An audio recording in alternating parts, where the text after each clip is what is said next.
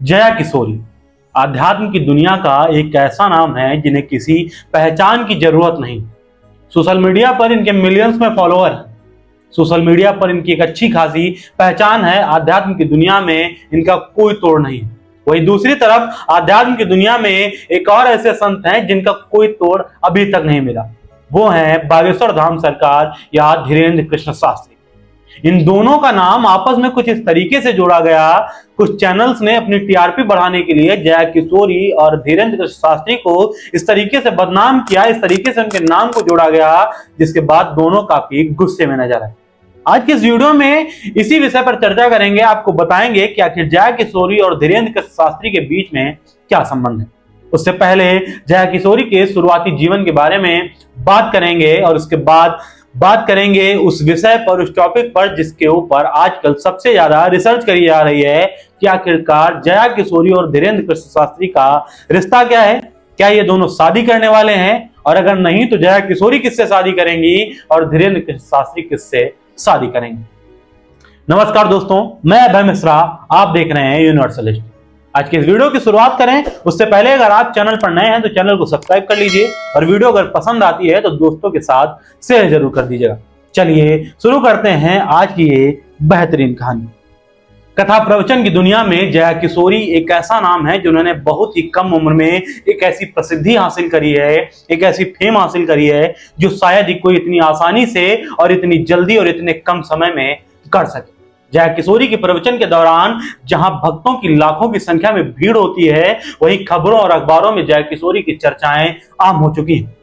जहां social media पर जया किशोरी के मिलियंस में फॉलोअर हैं, जहां पर इन्हें लाइक करने वालों की संख्या करोड़ों में पहुंच जाती है, और हो भी क्यों ना, इनके अंदर वो सारी खूबियां मौजूद हैं जो किसी भी प्रवचनकर्ता में भक्त देखते हैं। भक्त ढूंढते हैं ऐसे प्रवचनकर्ता को जिसके अंदर ज्ञान भी हो, जिसके अंदर नॉलेज भी हो, जिसके अंदर समझ भी हो, जो अपने भगवान के बारे में समझ सकता हो, अपने भक्तों के बारे में समझ सकता हो और अपने भगवान के बारे में भक्तों को समझा सकता हो। आज के भक्त जया किशोरी में वो सारी खूबियां पाते हैं। जहां जया किशोरी का ज्ञान में कोई तोड़ नहीं है तो वहीं ग्लैमर में भी कोई तोड़ नहीं है। जया किशोरी को कोई फिटनेस मॉडल या कोई मॉडल कहें तो कोई बड़ी बात नहीं होगी। जया किशोरी ने अपने इंटरव्यूज के दौरान बहुत सी चीजें ऐसी बताई हैं जो आपको आज के इस वीडियो में पता चलेंगी। जया किशोरी का जन्म साल 1993 में राजस्थान के सुजानगढ़ में हुआ था। ये माता का नाम सोनिया शर्मा तथा पिता का नाम शिवशंकर शर्मा है। ये कोलकाता में रहते हैं और जया किशोरी ने कोलकाता से ही अपनी शुरुआती शिक्षा और उसके बाद वहीं से इन्होंने ग्रेजुएशन पूरा किया और उसके बाद वहीं से इन्होंने शास्त्रार्थ और भगवत गीता का भी ज्ञान लिया। आज जया किशोरी को किसी पहचान की जरूरत नहीं है, किसी इंट्रो की आवश्यकता नहीं है जो जया किशोरी का किसी से परिचय कराया जा सके। जया किशोरी के सोशल मीडिया प्लेटफॉर्म पर मिलियंस में फॉलोअर हैं।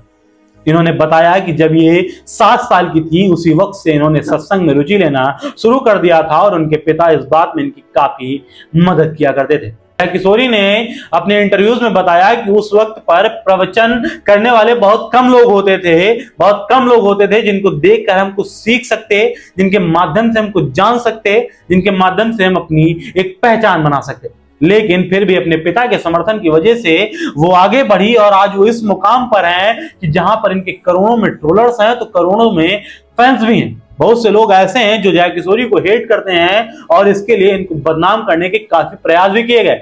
जया किशोरी का नाम हाल फिलहाल में बागेश्वर धाम सरकार के पीठाधीश्वर श्री धीरेन्द्र कृष्ण शास्त्री के साथ जोड़ा गया।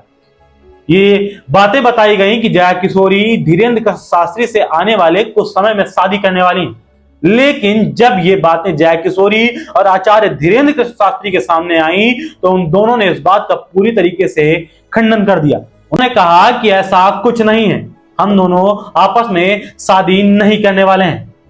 धीरेन्द्र कृष्ण शास्त्री ने कहा कि जिस वक्त पर ये रूमर्स, ये अफवाहें उड़ाई जा रही थी उस वक्त पर मैं जया किशोरी से कभी मिला ही नहीं था।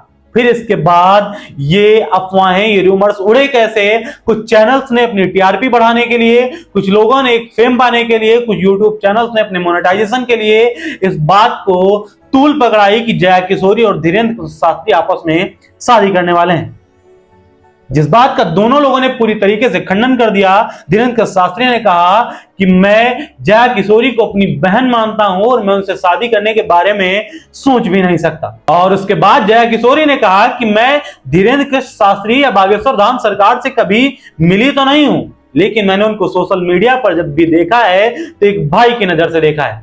और उसके बाद उन्होंने सोशल मीडिया पर अपनी शादी से रिलेटेड कुछ शर्तें जाहिर की। उन्होंने कुछ शर्तें रखी कि जब मैं शादी करूंगी किसके साथ करूंगी, क्या शर्तें मेरी रहेंगी और कब शादी करूंगी। इस बयान के बाद जया किशोरी ने एक ट्वीट किया, एक वीडियो अपलोड किया। उसमें उन्होंने कहा, जी हां, मैं भी एक सामान्य लड़की हूं, मैं भी शादी करूंगी, परिवार बढ़ाऊंगी और जिससे भी शादी करूंगी उसकी अपडेट आपको मिल जाएगी, लेकिन मैं जिस शख्स से भी शादी करूंगी उसके लिए पहली शर्त यह होगी कि मैं जहां भी रहूंगी मेरे माता पिता मेरे साथ रहेंगे। मेरी शादी चाहे जहां हो जाए, दुनिया के चाहे जिस कोने में हो जाए, लेकिन मेरे माता पिता हमेशा मेरे साथ रहेंगे। वो चाहे वहां छोटा सा मकान लेकर साथ में रहें या मेरे ससुराल में रहें। इन बातों का खंडन करने के बाद जया किशोरी से कुछ सवाल और पूछे गए। उनसे सवाल यह पूछा गया कि आपको किशोरी की उपाधि कैसे मिली। उन्होंने बताया कि मेरे गुरु हैं पंडित गोविंद राम मिश्र, जिन्होंने मुझे कृष्ण की भक्ति करते हुए देखा।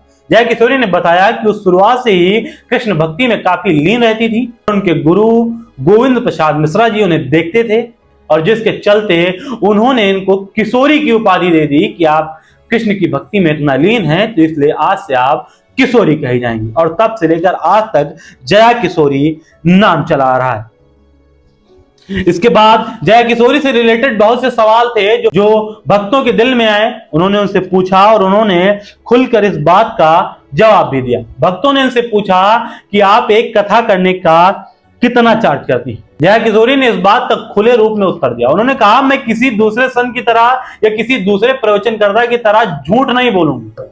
मैं एक कथा करने के लिए 10 लाख रुपए चार्ज करती हूं और वहीं अगर मुझे किसी इवेंट में बुलाया जाता है तब भी मैं 5 से 10 लाख रुपए के आसपास चार्ज करती हूं।